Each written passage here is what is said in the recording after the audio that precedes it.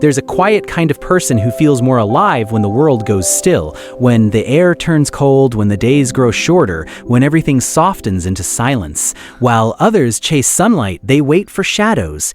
While others bloom in warmth, they find comfort in the hush of winter. And if that's you, you've probably been told, directly or indirectly, that something about you is off, that you're distant, unusual, maybe even a little broken. But what if your love for winter isn't a flaw, but a clue? Because beneath that preference, beneath the quiet joy of gray skies and cold mornings, there's often something deeper, something older. A story your mind learned to tell itself long before you even realized it was listening. Winter, in many ways, is not just a season.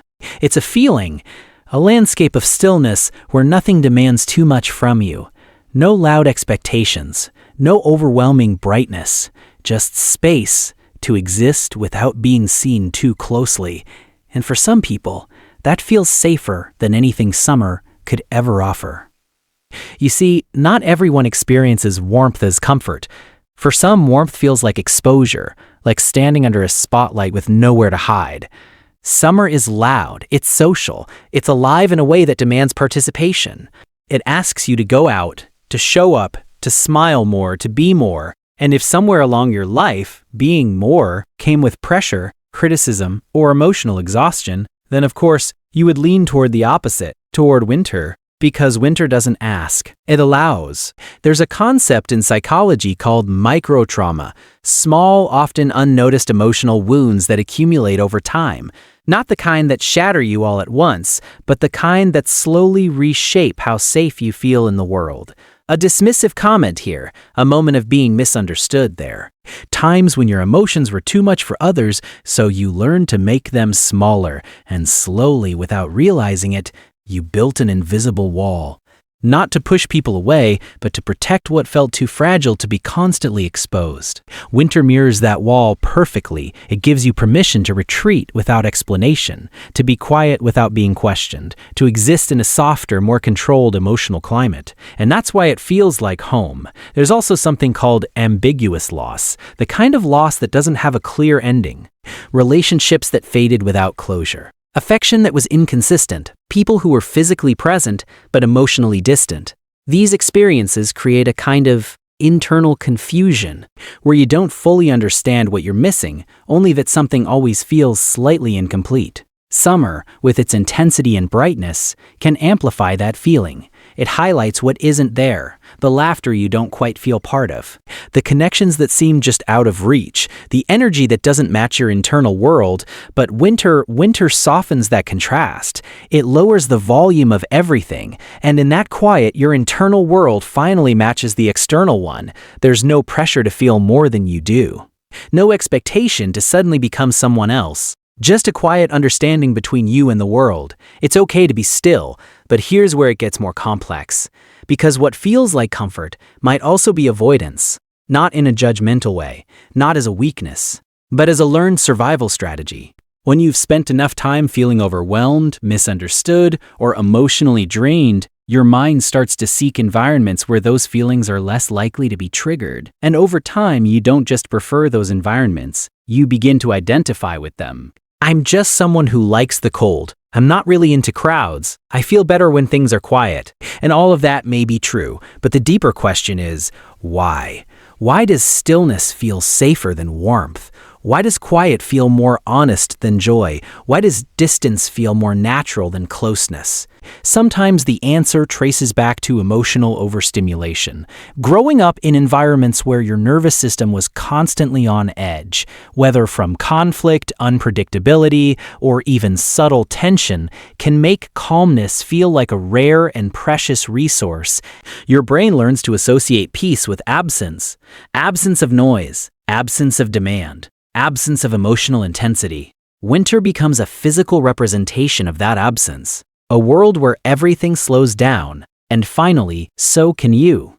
But there's another layer, one that's harder to notice. For some people, winter isn't just peaceful, it's validating, because it reflects how they've been feeling inside for a long time, a kind of emotional numbness, not complete emptiness, but a muted version of everything.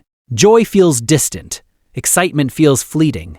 Even connection can feel slightly out of sync. And when the external world mirrors that internal state, when the skies are gray, the air is cold, and everything feels a little quieter, it creates a strange sense of alignment.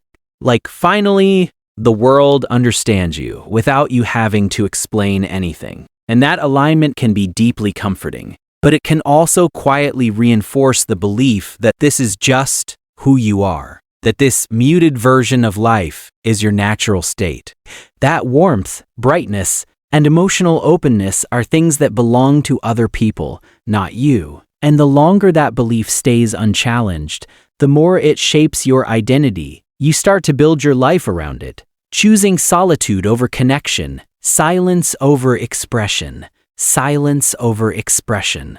Distance over vulnerability, not because you don't want those things, but because somewhere along the way they started to feel unsafe or unfamiliar or simply too much, so you choose winter again and again, not realizing that what you're really choosing is control. Control over how much you feel, how much you give, how much of yourself is exposed to a world that once didn't know how to hold it gently. And there's nothing wrong with that. In fact, it's incredibly human. But every survival strategy comes with a cost. And sometimes the very thing that once protected you begins to quietly limit you. Because while winter offers safety, it also brings isolation. While it gives you space, it can also deepen the distance between you and others.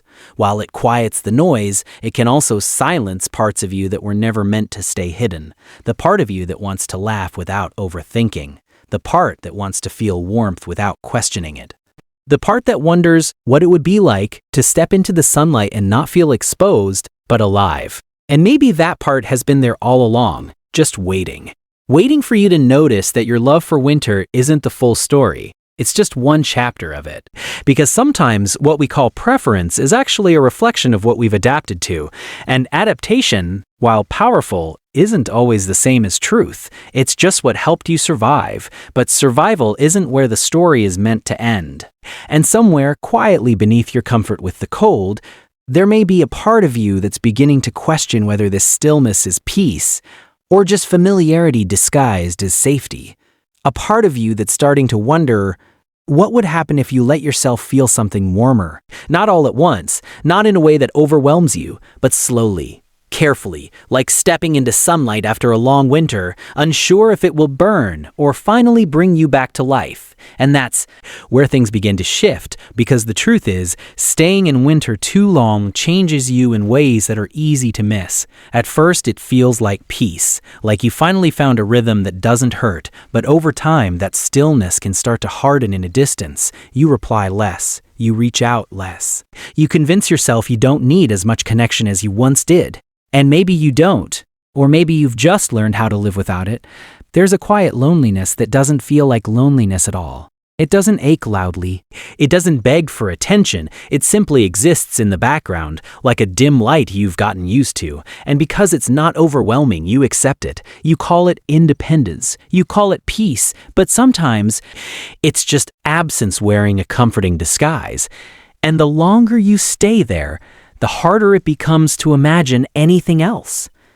Not because you're incapable of warmth, but because warmth begins to feel unfamiliar. Suspicious, even.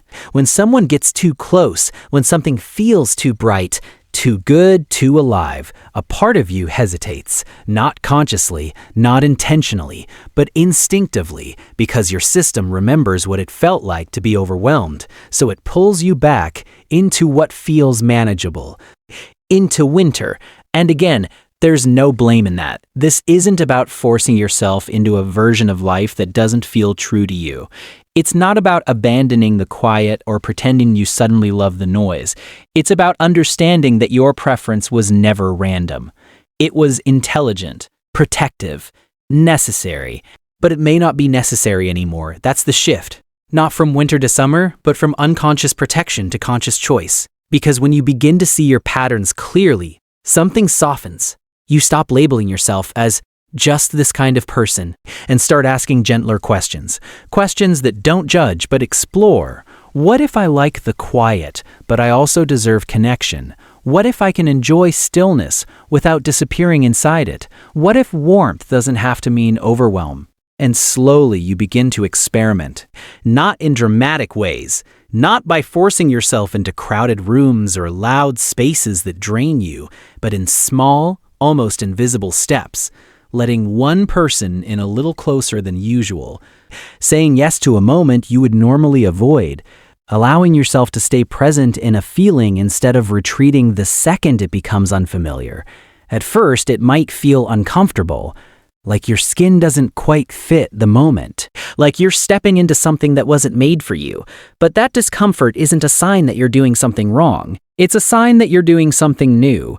And new, for a nervous system that's used to predictability, will always feel a little uncertain.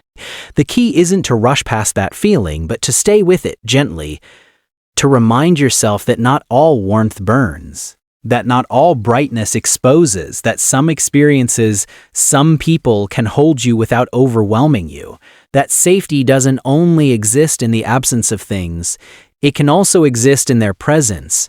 It can also exist in their presence. And this is where healing begins to take a different shape, not as a dramatic transformation, but as a quiet expansion. You don't lose your love for winter. You don't suddenly become someone who thrives in chaos or constant energy. You still cherish the calm, the solitude, the slower pace, but it stops being your only refuge. It becomes a choice, not a limitation. You start to carry a piece of that stillness within you, even when the world around you is warmer. And instead of feeling exposed, you feel grounded. Instead of needing to retreat, you feel capable of staying. Little by the invisible wall you built doesn't disappear. It becomes more like a door, something you can open, something you can close, instead of something that controls you. And maybe for the first time you realize that you were never meant to live in just one season. You were meant to move between them, to rest in the quiet and still be able to step into the light, to protect yourself and still allow yourself to be seen, to feel deeply without having to hide from it. Because there is a version of you that doesn't just survive in the cold, but also softens in the warmth. A version of you that doesn't lose yourself in connection, but finds new parts of yourself through it. And that version isn't far away.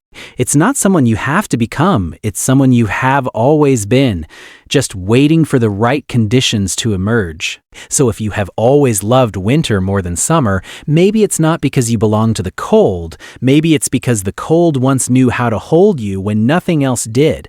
But that doesn't mean it's the only place you'll ever feel safe. It just means it was the first place you learned how. And now, slowly, gently, you can begin to learn new ways, new spaces, new feelings, new seasons, not by abandoning who you are, but by expanding what you allow yourself to experience. And one day, without even realizing when it happened, you might find yourself standing in a moment of warmth, not running from it, not questioning it, just feeling it, fully, softly, like something inside you has finally thawed.